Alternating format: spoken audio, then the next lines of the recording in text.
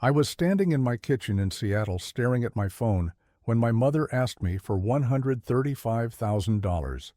The number hung in the air like a bad joke. My sister Madison was getting married, and apparently I was supposed to fund the whole thing. What made it almost funny was that 7 years ago, when I held my college acceptance letter in my hands, my parents told me they could not afford to help me. They needed me at their cafe instead. Now they wanted more money than my entire education would have cost. Before I tell you how I got here, let me know where you are watching from in the comments below. Hit that like button and subscribe, because this story about family betrayal and finally standing up for yourself is just getting started. Trust me, you will want to hear what happened next. Let me take you back to the beginning. I grew up in Portland, Oregon, where my parents owned a small coffee shop called Blue Haven Cafe.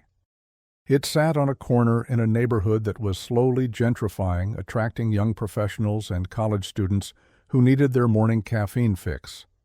The place was nothing fancy. White walls, mismatched wooden chairs, and a chalkboard menu that my mother updated every week with different pastry specials. But it was always busy, always steady, and my parents were proud of what they had built. I was the older child.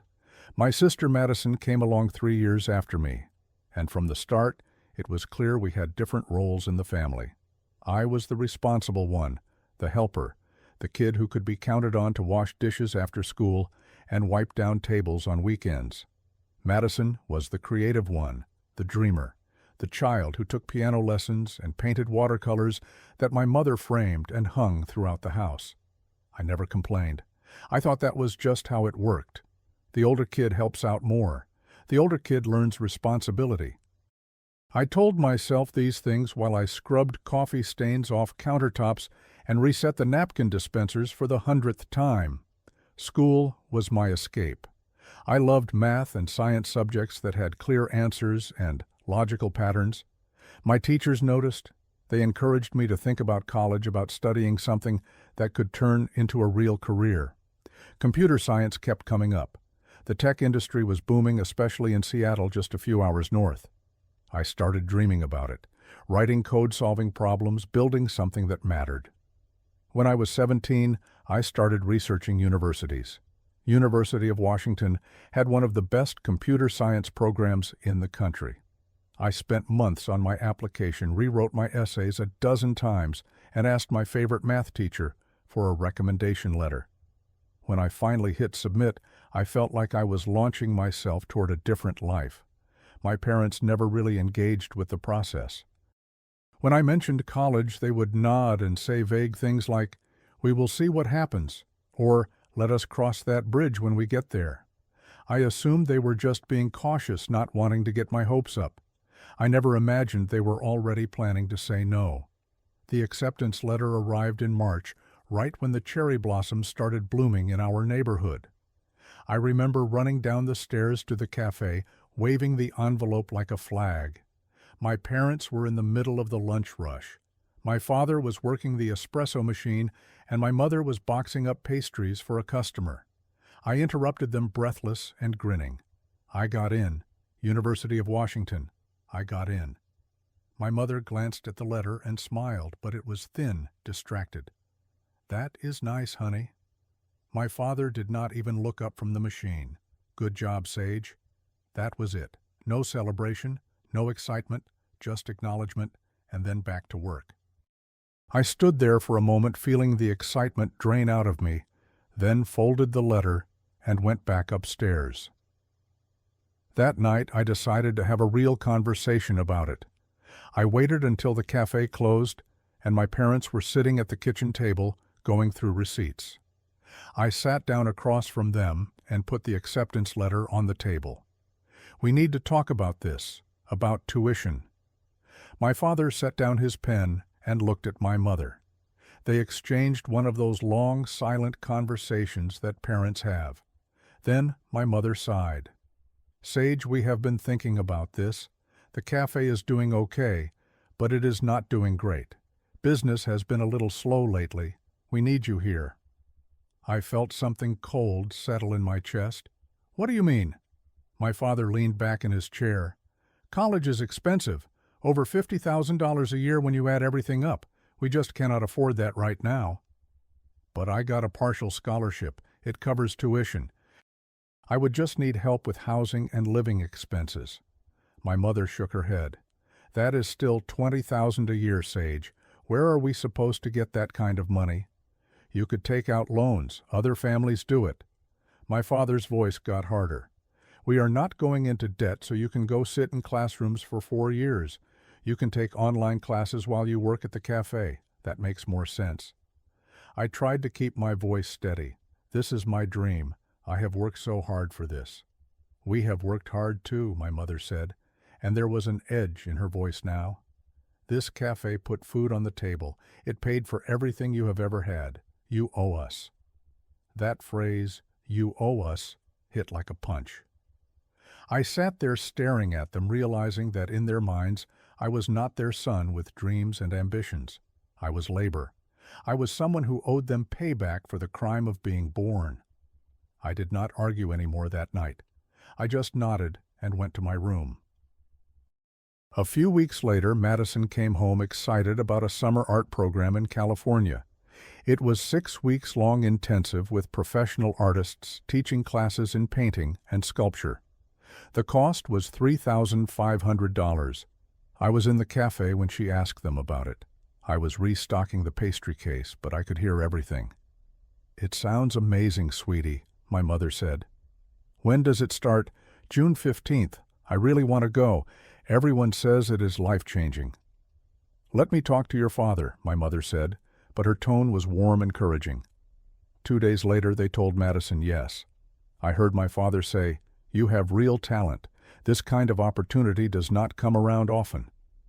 I stood in the corner of the cafe, hands clenched around a dish rag, feeling like I had been slapped. That night, I went to my mother. How come Madison gets to go to her program, but I cannot go to college? My mother was chopping vegetables for dinner. She did not look at me. That is different, Sage. It is just a summer program, not 4 years, and Madison is younger. She needs guidance. What about what I need? She finally looked up and her expression was cold. You are not a child anymore. Madison is still figuring herself out. You need to start thinking about the family, not just yourself. That was when I understood. I was not the child they invested in. I was the child they used. Madison was the dreamer, the artist, the one worth spending money on. I was the worker, the reliable one, the one who would stay and keep the cafe running while they poured resources into their favorite. I stopped asking questions after that. I graduated high school and started working at Blue Haven Cafe full-time. 40, sometimes 50 hours a week. My parents paid me $12 an hour, no benefits, no health insurance, no retirement contributions. Just cash under the table and vague promises about giving me a share of the business someday. 2 years passed like that. I watched my friends move away to universities, saw their social media posts about dorm life and football games and late-night study sessions. I smiled at their photos and felt a hollow ache in my chest every single time. Madison, meanwhile, started at the Rhode Island School of Design, one of the most expensive art schools in the country, $60,000 a year. My parents were so proud. They told everyone who came into the cafe. Our daughter is studying at RISD. She is so talented.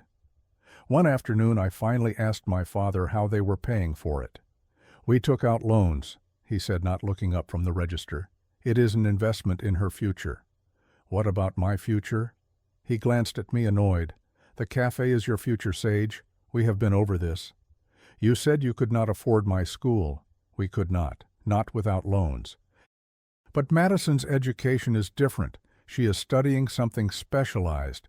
You wanted to study computers. You can learn that anywhere. I wanted to scream. I wanted to grab him by the shoulders and shake him until he saw how unfair this was. But I did not. I just nodded and went back to wiping down tables.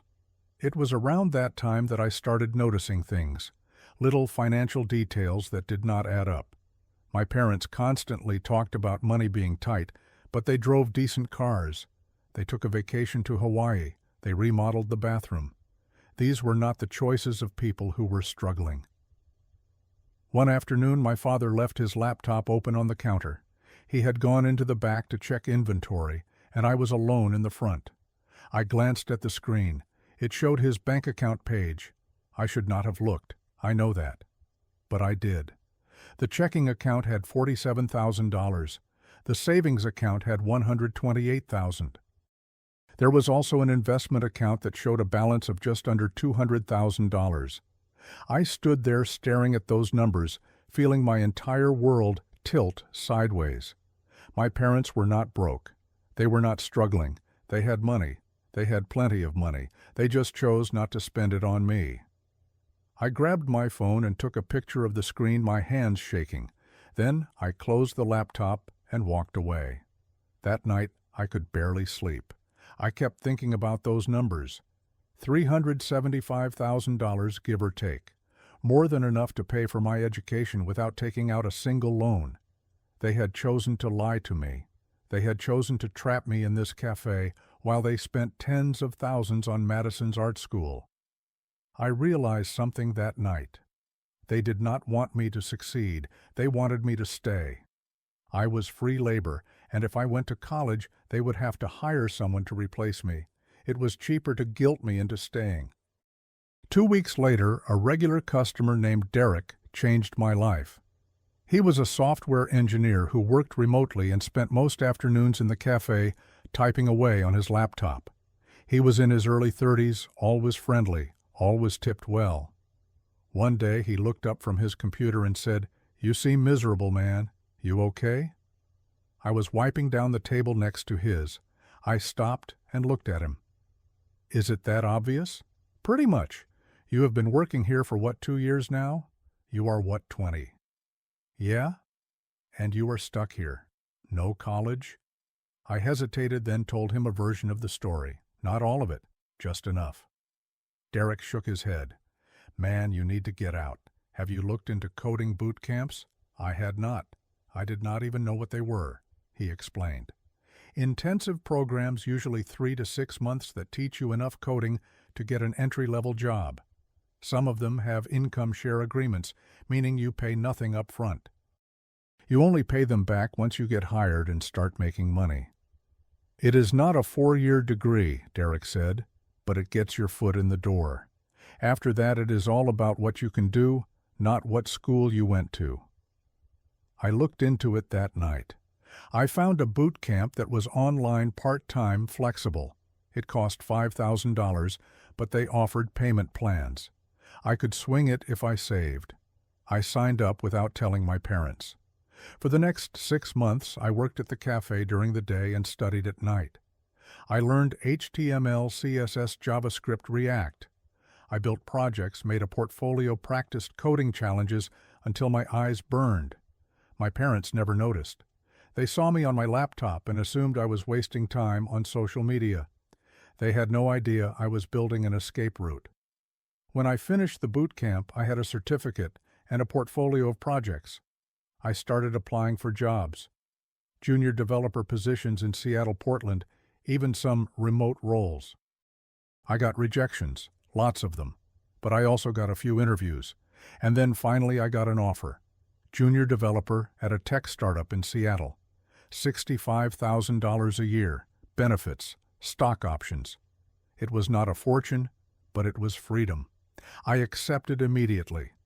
That night I told my parents I was leaving. We were closing up the cafe. My father was counting the register, and my mother was sweeping the floor. I stood in the doorway and said, "I got a job in Seattle. I am moving in 2 weeks." My father stopped counting and looked at me. "What are you talking about?" "I found a job, a real job. I am leaving." My mother stopped sweeping. "You cannot just leave. We need you here." "You will figure it out," I said. "Hire someone." My father's face turned red. "After everything we have done for you, you are just going to abandon us. You did not do anything for me. You used me. You lied to me about not having money for college when you had hundreds of thousands sitting in the bank." Silence. My mother's mouth opened, then closed. My father stared at me, and I could see him trying to decide whether to deny it or get angry. He chose angry. That money is for our retirement, for emergencies. We worked hard for that. And I worked hard too, for nothing, while you sent Madison to a $60,000 a year art school. That is different. It is not different. You chose her over me. Now I am choosing me. My mother started crying. Who will run the cafe? We cannot do it alone. Then hire someone, like I said. My father pointed at the door. If you walk out, do not expect anything from us. No help, no support, nothing. I looked at him and felt nothing but relief. I never expected anything from you. You made that very clear. I walked out that night and did not look back. Seattle was cold and rainy, but it felt like freedom. I rented a tiny studio apartment in Capitol Hill, barely big enough for a bed and a desk, but it was mine. I started my job and threw myself into it. I learned everything I could, stayed late, asked questions, built things on the side. A year later, I got promoted to mid-level developer. My salary jumped to $85,000. I could finally breathe. I bought real furniture. I started saving money. I went out with coworkers and made actual friends. 2 years after that, I moved to a bigger company, $115,000 a year. I was coding features that millions of people used. I was good at this, really good. By the time I turned 25, I was a senior developer making $145,000 a year. I bought a one-bedroom condo, paid cash for a used car, and had a retirement account that was actually growing. I was living a life I had built entirely on my own. During those years, I barely spoke to my parents. They called sometimes, usually to complain about how hard it was to run the cafe without me. I kept the conversations short. Madison graduated and became a freelance graphic designer, but her income was inconsistent. My parents still supported her financially. I did not care anymore. It was not my problem. Then, one evening in October, my phone rang. It was my mother. Her voice was sweeter than usual, which immediately put me on guard. "Sage, honey, how are you?" "I am fine. What do you need?" "Can we not just talk?" "We can. But you usually call when you want something." A pause. Then, "Okay, yes. There is something I wanted to discuss. Madison is getting married." "That is great. Congratulations to her." "Thank you. We are so excited. She and Trevor are perfect together. We are planning the wedding now, and we wanted to talk to you about it." I waited. "We want to have the wedding in Napa Valley. It is going to be beautiful. Around 200 guests. A vineyard ceremony, a reception with a live band, the whole thing." "Sounds expensive." "Well, yes, it is. We have been saving, but we are a little short. The total is going to be about $135,000, and we have about $45,000 saved. We were hoping you could help us with the rest." I sat down on my couch, phone pressed to my ear, trying to process what I just heard. "How much are you asking me for?" "Well, if you could contribute somewhere between $75,000 and $90,000, that would cover everything." I laughed. I could not help it. It just came out sharp and bitter. "Sage," my mother sounded confused. "What is funny? Do you remember what you told me when I wanted to go to college?" "Sage, that was a long time ago." "Do you remember? This is different." "No, it is not different. I asked you for help to go to school. You said you could not afford it. Now you are asking me for almost twice that amount, so Madison can have a fancy wedding." My father's voice came through loud and angry. He must have been on speaker. "Do not be selfish, Sage. This is your sister's big day. She has dreamed about this her whole life. And I dreamed about going to college. You did not care then. Why should I care now?" My mother tried again, her voice pleading. "Sage, please. We are family. Family helps each other." "You did not help me. We gave you a job. We gave you a place to live. You gave me nothing. You used me for cheap labor while you paid for Madison to go to art school. Do not pretend you were helping me. That is not fair. You want to know what is not fair." My voice was rising now, all the years of bitterness finally coming out. "I saw your bank statements back then. I know you had over $300,000. You could have paid for my college without even taking out loans. You just chose not to. Silence on the other end. Long, heavy silence. Then my mother, her voice small. How did you see that? You left your laptop open. I saw the accounts, checking savings investments. You had the money. You lied to me. My father tried to recover. That money was for retirement, for emergencies. But spending $60,000 a year on Madison was not an emergency.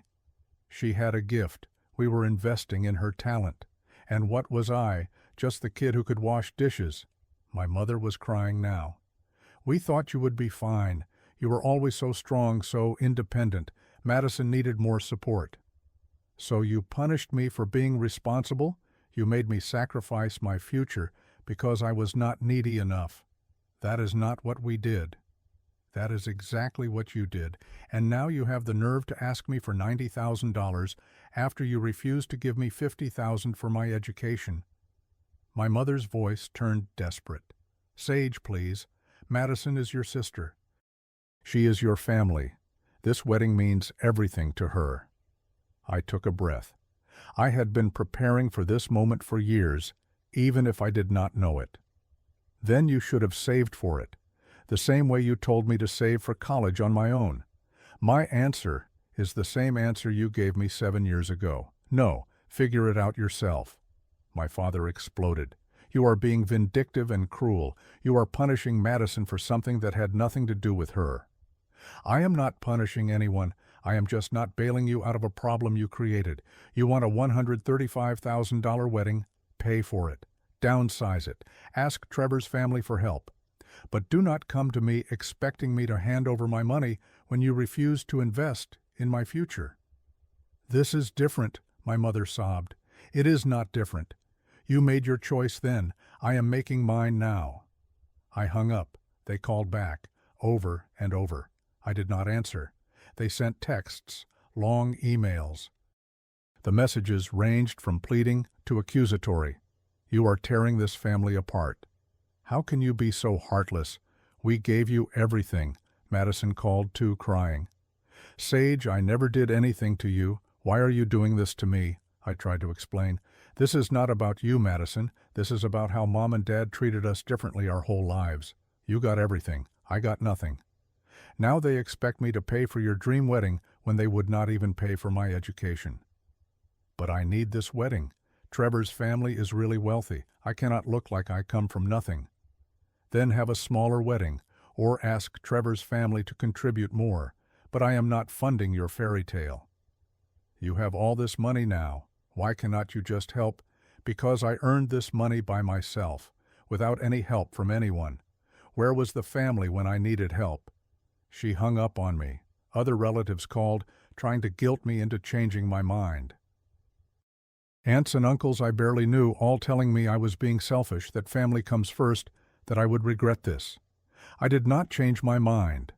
The first few weeks after that phone call were hard. I felt guilty even though I knew I should not.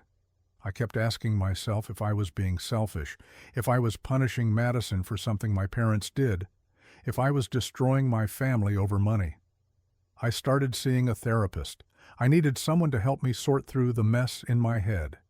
Her name was Dr. Patel, and in our second session she said something that stuck with me. Setting boundaries is not selfish. You are not responsible for fixing their financial mistakes. They made choices. Those choices had consequences. You are allowed to protect yourself. It took a while, but I started to believe her. I learned that forgiveness does not mean forgetting. It does not mean letting people walk all over you again. I could forgive my parents for what they did and still refuse to give them money. Those two things were not contradictory. I did not cut my family off completely. I still answered occasional texts from my mother. I sent a birthday card to Madison. But I kept my distance. I did not visit. I did not engage in long conversations. I protected my peace. Work became my focus. I took on bigger projects, mentored junior developers, and got really good at what I did. I started traveling. I went to Japan, to Iceland, to Peru.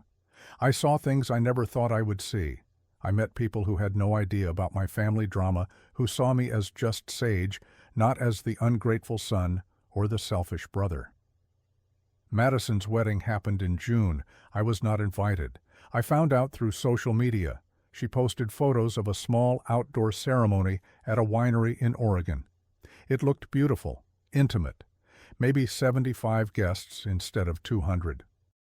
The whole thing probably cost around $40,000, which I am sure my parents and Trevor's family split. I did not feel sad about missing it. I felt relieved. Relieved that I had stood my ground. Relieved that I had not let guilt manipulate me into giving up money I had worked so hard for. Looking back now, I see everything more clearly. I understand that my parents were not evil. They were just flawed. They played favorites without realizing how deeply it would hurt me. They saw me as strong and capable, so they leaned on me instead of supporting me. They thought I would always be there, always willing to sacrifice for the family, because that is what I had always done. But I also learned something important. Family does not mean you owe people everything. Love should not come with a price tag. And sometimes the people who are supposed to lift you up are the ones holding you down. I do not hate my parents. I really do not. I do not even hate Madison, though I think she is spoiled and does not understand how lucky she has been. But I refuse to set myself on fire to keep them warm. I spent too many years doing that already. That lesson cost me years of pain, years of feeling stuck and undervalued and trapped. But it was worth it. Because now I am finally free. I have a career I love, financial security I built myself, and a life that belongs to me. Nobody can take that away. Nobody can guilt me into giving it up. If you are in a situation where your family expects you to sacrifice your future for their comfort, I want you to ask yourself one question. Would they do the same for you? Really think about it. Be honest. Because the answer might surprise you, and it might just set you free. So let me ask you, have you ever been in a situation where family asked too much of you? Have you ever had to choose between helping someone you love and protecting your own future? Drop your thoughts in the comments. I would love to hear your story, and if this resonated with you, hit that like button, subscribe to the channel, and share this with someone who might need to hear it. Thank you for listening to my story. I hope it helps you find the strength to stand up for yourself, whatever that looks like for you. Take care of yourself. You deserve it.